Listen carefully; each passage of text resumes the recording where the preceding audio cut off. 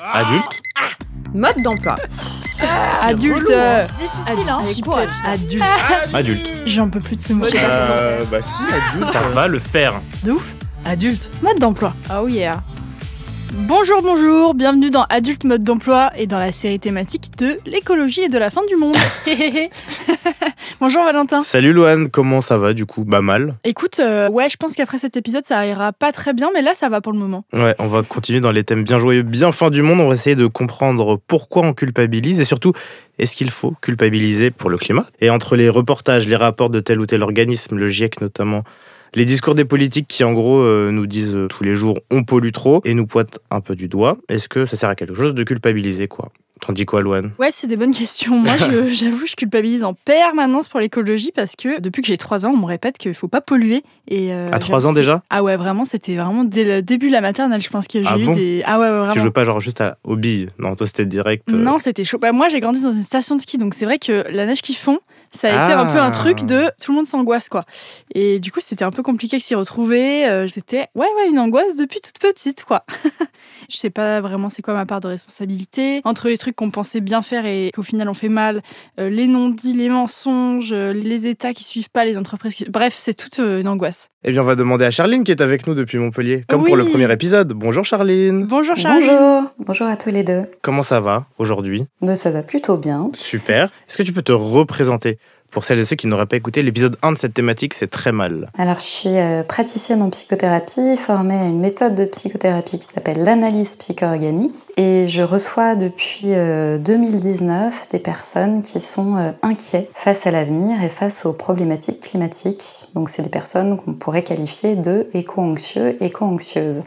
Et j'ai créé avec d'autres de mes collègues une association qui s'appelle le RAFU. C'est le réseau des professionnels de l'accompagnement face à l'urgence écologique. Alors, le mot-clé de l'épisode, t'as compris, c'est la culpabilité. Est-ce que c'est normal d'avoir ce sentiment-là face au réchauffement climatique? Alors oui, malheureusement, c'est un peu normal parce que on est face à la catastrophe environnementale dans un double statut à la fois d'auteur et de victime.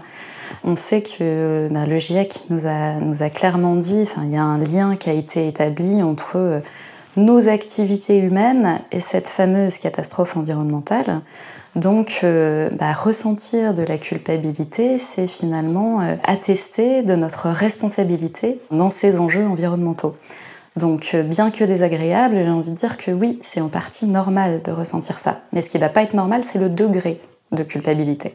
Est-ce qu'il y a forcément de l'anxiété qui vient avec cette culpabilité? Alors pas toujours, ça va dépendre du tempérament des gens en fait. L'anxiété qu'on peut ressentir, ça va être dans l'inquiétude de ne pas réussir à obtenir une forme de réparation.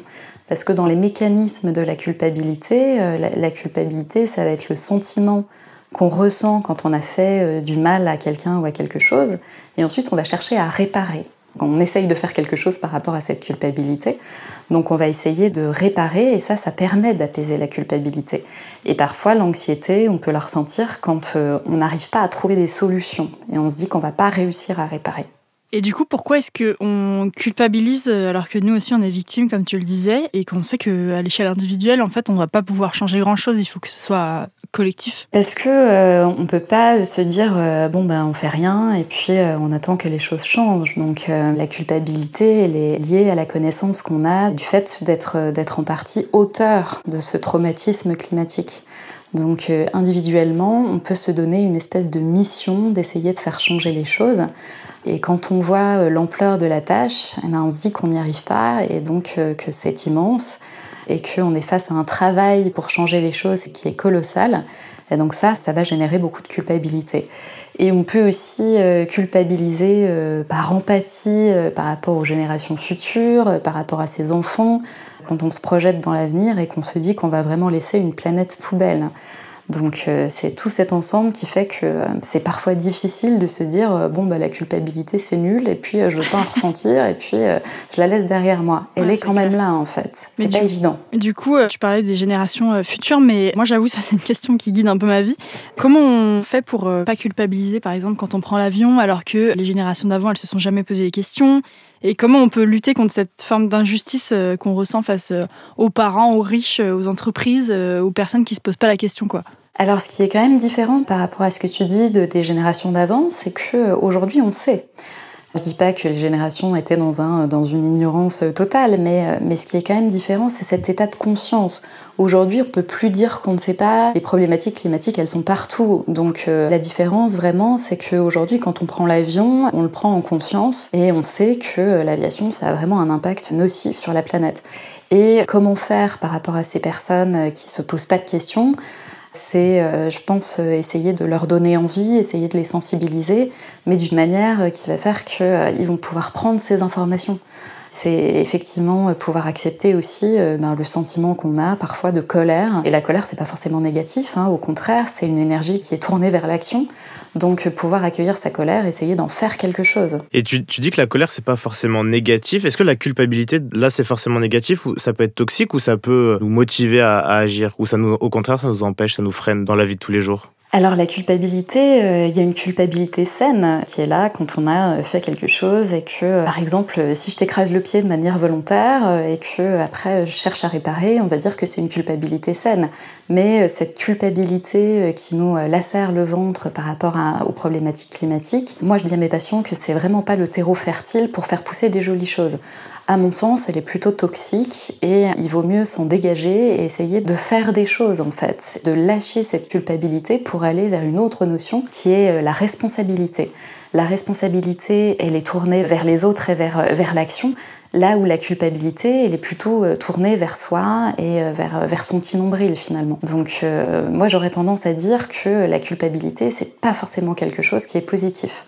Donc d'envisager de pouvoir la lâcher à partir du moment où on en comprend les rouages et les mécanismes et le sens, et d'aller vers de l'action et de la responsabilité. Et justement, est-ce que tu as des conseils concrets pour lutter contre cette colère ou cette culpabilité qu'on peut ressentir en permanence ? Oui, alors déjà, c'est de la comprendre, c'est de pouvoir la décortiquer et de se poser la question de cette culpabilité, elle me sert à quoi ? Parce que quand on ressent des choses, il y a toujours une fonction. C'est-à-dire, si je vous donne un exemple concret de personnes que je peux recevoir, moi, les patients me disent finalement, cette culpabilité, elle me permet d'être dans une forme de solidarité par rapport aux gens qui sont dans les autres pays et qui souffrent. Donc, elle a une fonction finalement, c'est d'être en lien, d'être dans une forme de loyauté. Mais finalement, quand on déconstruit un peu ça, on peut se poser la question de à quoi est-ce que ça va servir aux personnes dans les autres pays de savoir que on est en train de se priver de bons moments en étant dans une forme de culpabilité. Et est-ce qu'on ferait pas mieux de lâcher cette culpabilité et d'investir cette énergie ailleurs, dans de l'engagement, dans des actions individuelles ou collectives par exemple. Donc c'est vraiment essayer de mettre de la conscience sur pourquoi je ressens ça, à quoi est-ce que ça me sert et est-ce que je peux trouver une autre forme de bénéfice finalement. Et est-ce que tu as des patients qui souffrent un petit peu de paradoxe intérieur ? Moi par exemple à Noël, je fais la chasse aux consommateurs de foie gras. Vraiment tous mes potes qui mangent du foie gras, vraiment je leur fais une leçon de morale. Leur grand jeu c'est de me dire tu manges bien de la viande ou tu vois à partir du moment où tu fais pas tout à 100%, t'as l'impression de culpabiliser de pas faire à 100% et les gens te renvoient en mode toi non plus tu fais pas tout à 100%, donc laisse-nous tranquille. C'est le pire piège en fait. Quand on est un peu écolo, on nous dit toujours oui mais attends, mais t'as un smartphone. Ouais voilà, exactement. Tu es en train d'utiliser Internet. Donc finalement, oui mais en fait qu'est-ce qu'on fait ? Est-ce qu'on va habiter dans une forêt reclus, on se déconnecte de tout pour être 100% neutre ? C'est pas possible. Donc on a tous des formes de paradoxes et vu qu'on est ancré dans cette société industrialisée occidentale, on en aura toujours. Il faut pouvoir accepter de manière individuelle de ressentir de la dissonance cognitive. La dissonance cognitive, c'est cette espèce de malaise qu'on va ressentir quand nos actions elles ne sont pas en adéquation avec nos valeurs.